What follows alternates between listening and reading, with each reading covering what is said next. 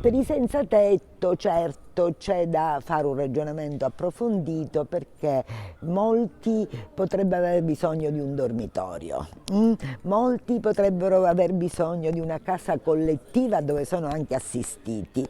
Per molti invece la soluzione potrebbe essere avere un appartamentino anche condiviso, e quindi lì il ruolo importante è quello dei servizi sociali che sono in grado di valutare il tipo di domanda.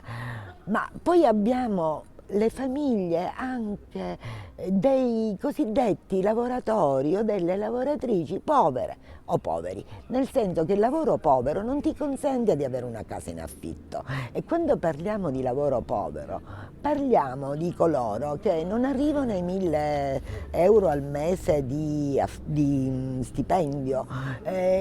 Pensiamo a questo mondo variegato di chi lavora nei servizi, nelle cooperative sociali, nelle pulizie. Dico, abbiamo ormai centinaia di migliaia di persone che avrebbero bisogno di un aiuto, non riescono a tenere in piedi un ménage familiare con un reddito di 1.000 euro al mese, dovendo badare ai figli, pagando l'affitto.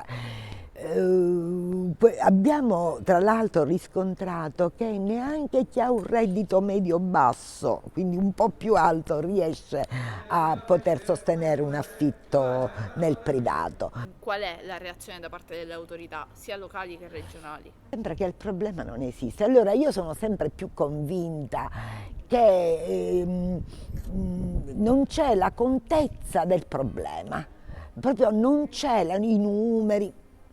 Perché siccome il tema abitativo non può essere risolto solo con una programmazione, è come se non interessasse a nessuno, tra l'altro a lunga scadenza, a lunga, media, no, non lunghissima, perché volendo, è come se non interessasse a nessuno imbarcarsi in questa progettualità ed è una cosa gravissima.